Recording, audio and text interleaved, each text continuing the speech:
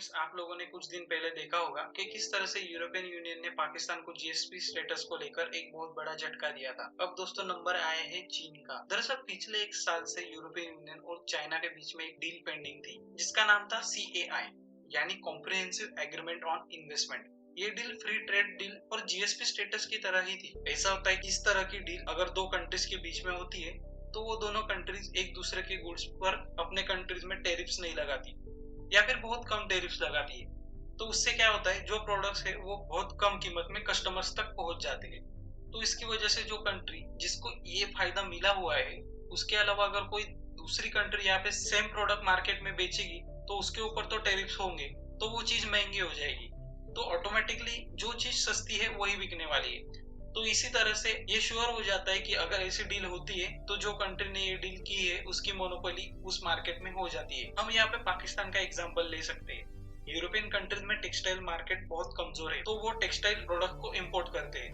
अब textile market India, Pakistan और बांग्लादेश का बहुत स्ट्रॉन्ग है, लेकिन यूरोपियन यूनियन ने पाकिस्तान को जीएसपी स्टेटस दे रखा है, तो पाकिस्तान के प्रोडक्ट के ऊपर टैरिफ नहीं लगाए जाते, तो वो बहुत सस्ते होते हैं। और पाकिस्तान ने इसका फायदा उठाते हुए पूरे यूरोप का टेक्सटाइल मार्केट कैप्चर कर रखा है। लेकिन अब ये स्टेटस यूरोप वापस ले सकता है और पाकिस्तान को हर साल $3 बिलियन का नुकसान होगा।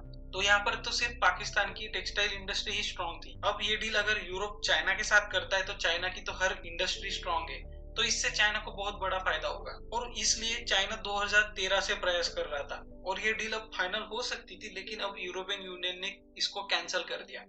और जब इस डील को कैंसिल करना था तब पार्लियामेंट में वोटिंग हुई।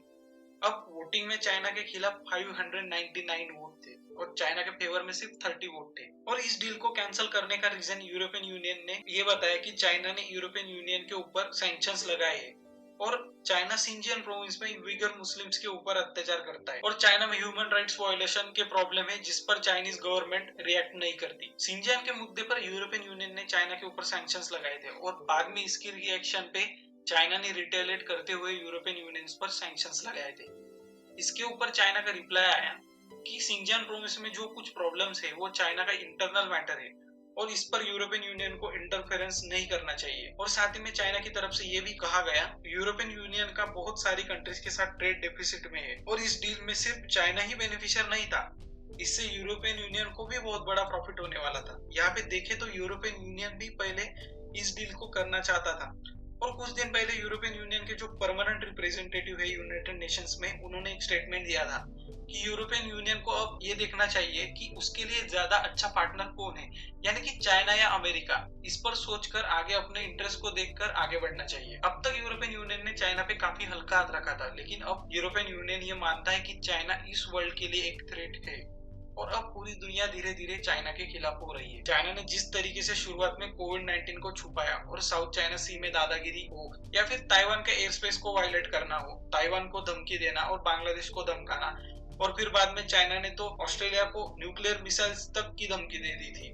तो चाइना के इस इनरिस्पॉन्सिबल बिहेवियर के चलते यूरोपियन यूनियन चाइना के खिलाफ है और यूरोपियन यूनियन अपने खुद को गुड्स को मैन्युफैक्चर करना चाहता है ताकि वो चाइना से अपनी डिपेंडेंसी को खत्म कर सके। और अगर ऐसे में ये डील साइन हो जाती तो चाइना अपने सस्ते प्रोडक्ट्स को यूरोप की मार्केट में भर देता और यूरोप का खुद का मार्केट खत्म कर देता।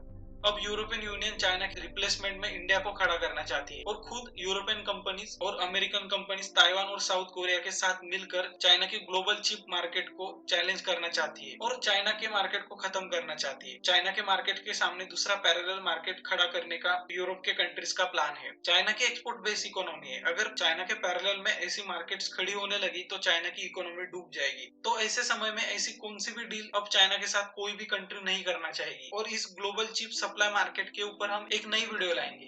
अगर आपको इस वीडियो से कुछ इंफॉर्मेशन मिली हो और आपको ये वीडियो अच्छी लगी हो तो वीडियो को जरूर लाइक कीजिए और चैनल को जरूर सब्सक्राइब कीजिए।